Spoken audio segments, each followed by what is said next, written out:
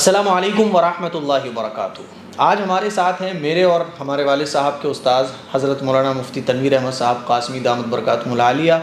آج میں سوچ رہا تھا کہ کون سی ویڈیو کل آپ لوگوں کو دینی ہے، تو مفتی صاحب تشریف لائے ہوئے تھے، تو مفتی صاحب سے میں نے درخواست کی ہے آج ہم مفتی صاحب سے جانیں گے کہ عید الاضحیٰ کا دن کیسے گزاریں۔ بہت ساری غلط فہمی عوام میں رائج ہیں، بہت سارے طریقے اور کچھ چیزیں تو ایسی ہیں کہ اگر ان کو نہ کیا جائے تو ہمارا عید کا دن بڑا آسانی کے ساتھ گزر سکتا ہے، لیکن ہم اس کو ضروری سمجھتے ہیں۔ اسی لیے آج ہم لوگ جانتے ہیں مفتی صاحب سے کہ عید الاضحیٰ کا دن کس طرح سے ہمیں گزارنا چاہیے۔ مفتی صاحب السلام علیکم ورحمۃ اللہ وبرکاتہ۔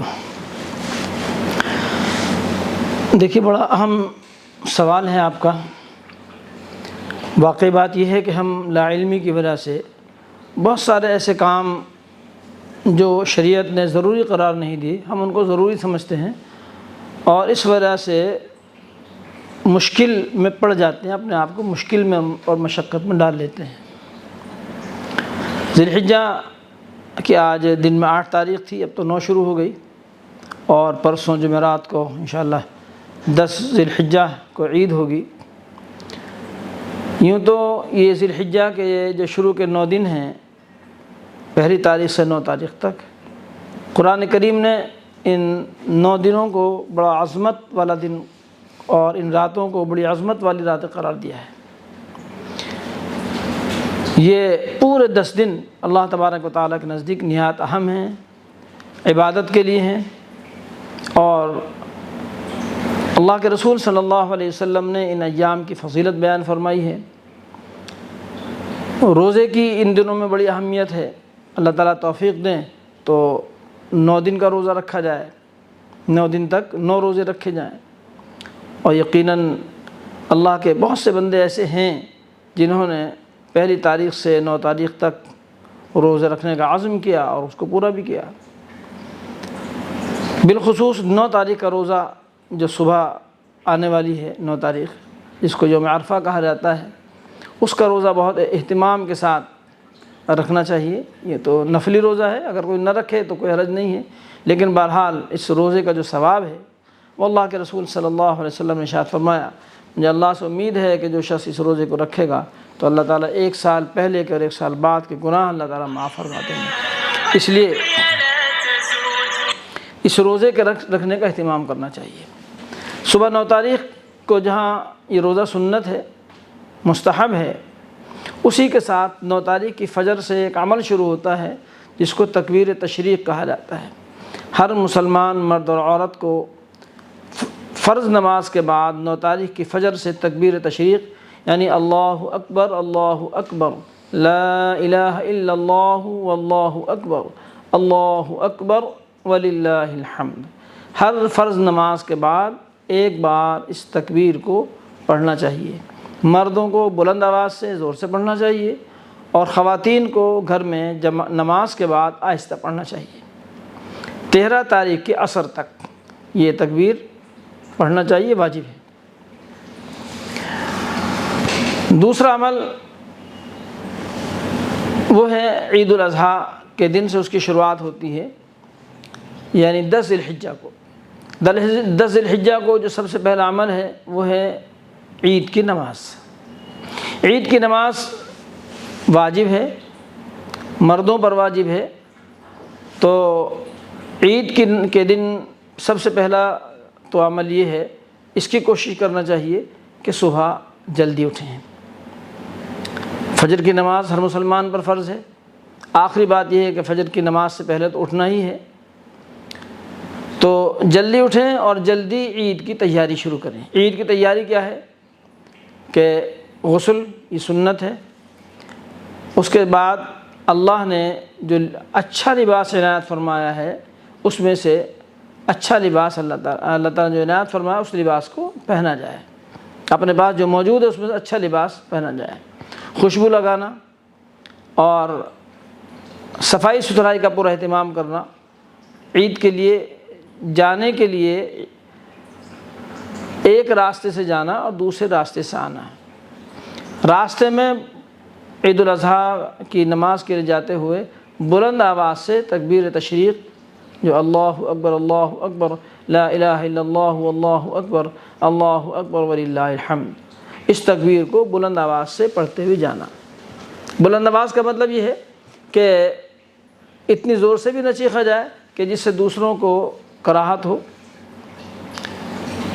تو بہرحال آواز کے ساتھ تکبیر تشریق کو پڑھتے ہوئے جانا، عیدگاہ جلدی پہنچنے کا اہتمام کرنا تاکہ مناسب جگہ پر اور صحیح جگہ پر آپ عید کی نماز کے لیے بیٹھ سکیں۔ ایسا نہ ہو کہ ادھر عید کی نماز کھڑی ہو رہی ہو، تیار ہو اور آپ جگہ تلاش کر رہے ہیں، یہ مناسب نہیں ہے۔ عید الاضحیٰ میں عید کی نماز کے بعد جو دوسرا خاص اور اہم عمل اور عبادت ہے وہ ہے قربانی۔ قربانی کے تعلق سے ایک بات تو جاننا ضروری ہے کہ شہر میں ایک جگہ، کسی ایک جگہ بھی اگر عید کی نماز ہو گئی ہے تو عید کی نماز کے بعد شہر کے اندر کسی بھی جگہ قربانی کرنا جائز ہے، چاہے قربانی کرنے والے نے عید کی نماز ابھی ادا کی ہو یا ادا نہ کی ہو۔ اگر کسی جگہ نماز عید ہو چکی ہے تو قربانی کی جا سکتی ہے۔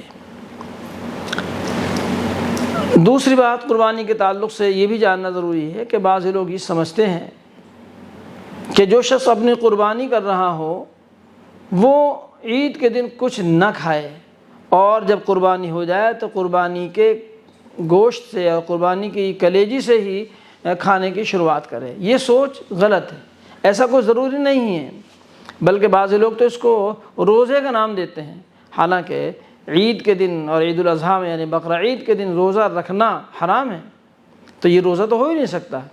اس لیے یہ سوچنا کہ اس سے پہلے ہم کچھ کھا بھی نہیں سکتے یا کچھ کھانا پینا گناہ ہے یا ثواب میں کمی ہو جائے گی، ایسا بالکل نہیں ہے۔ بہتر یہ کہ آدمی اپنا جو قربانی کا گوشت ہے اس کو کھائے اور اس سے شروعات کرے، لیکن ایسا کوئی ضروری نہیں ہے۔ اس کو بہت زیادہ ضروری اور اہتمام والا عمل نہیں سمجھنا چاہیے، نہ اس دن روزے کا تصور کیا جا سکتا ہے، یہ بھی غلط ہے۔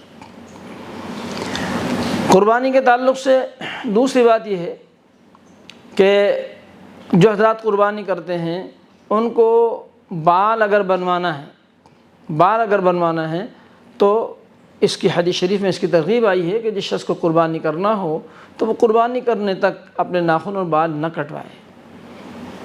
لیکن بڑی تعجب کی بات یہ ہے کہ لوگ قربانی کے وقت کے لیے انتظار کرتے ہیں داڑھی کٹوانے کا، حالانکہ داڑھی کا کٹوانا حرام ہے، داڑھی کا کٹوانا منڈوانا حرام ہے۔ تو لوگ مسئلہ پوچھتے ہیں کہ کیا ہم خط بنوا سکتے ہیں یا نہیں بنوا سکتے؟ ظاہر ہے ایک مشت داڑھی جو رکھنا واجب ہے اس سے کم داڑھی کا رکھنا، وہ تو چاہے آپ کو قربانی کرنا ہو یا نہ کرنا ہو، وہ کسی حال میں جائز نہیں ہے۔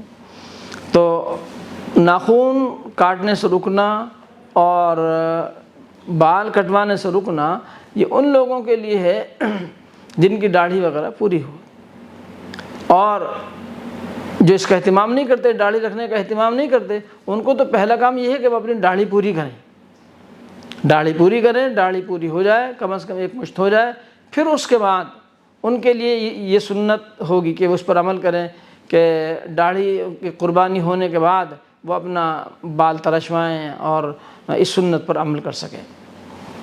باقی اور کوئی بات کو ذہن میں آپ کے؟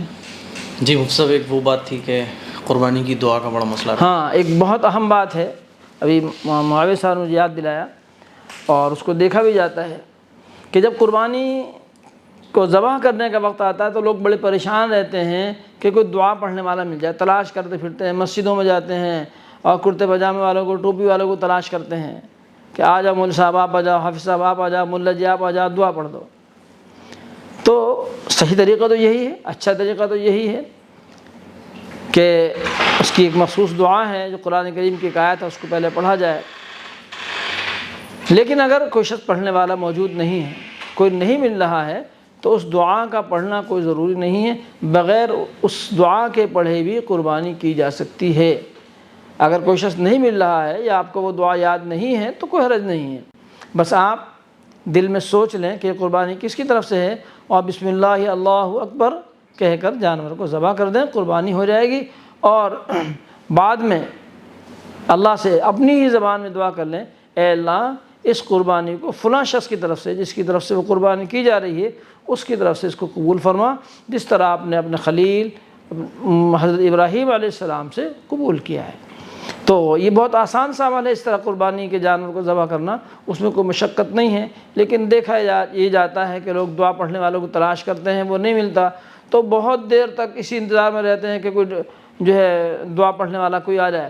بعض جگہ تو یہ دیکھا کہ لوگ چھری پڑھوا لیتے ہیں، تو یاد ہے کہ چھری پڑھوانے سے کچھ نہیں ہوتا، دعا پڑھنے والا جو ذبح کرنے والا وہ خود ہی دعا پڑھے تب اس دعا کے پڑھنے کا فائدہ ہے۔ یہ طریقہ بھی غلط ہے کہ ایک آدمی ادھر کھڑا ہوا دعا پڑھ رہا ہے اور ذبح کرنے والا وہ ذبح کر رہا ہے، یہ طریقہ نہیں ہے، بلکہ جس کو ذبح کرنا ہے اسی کو دعا پڑھنا ہے۔ لیکن اگر یہ سب صورتیں نہیں ہیں، یعنی کوئی دعا پڑھنے والا کوئی موجود نہیں ہے، آپ کو بھی دعا یاد نہیں ہے، تو بہت آسان سا طریقہ ہے، بسم اللہ اللہ اکبر کہہ کر ذبح کر دیجیے، قربانی ہو جائے گی۔ السلام علیکم ورحمۃ اللہ وبرکاتہ۔ اس ویڈیو کو شیئر کریں، اور مجھے امید ہے کہ مفتی صاحب نے جو باتیں بتائی ہیں وہ آپ کو بہت اچھے طریقے سے سمجھ آ گئی ہوں گی، کیونکہ ایک بڑا مسئلہ ہوتا ہے، لوگ پہلے سے بک کر لیتے ہیں حافظ لوگوں کو اور عالم لوگوں کو کہ ہمارے یہاں دعا پڑھنے آنی ہے، تو اس کلپ کو خوب شیئر کریں، اپنے اسٹیٹس پر لگائیں اور جتنے بھی گروپس ہیں وہاں شیئر کریں۔ السلام علیکم ورحمۃ اللہ۔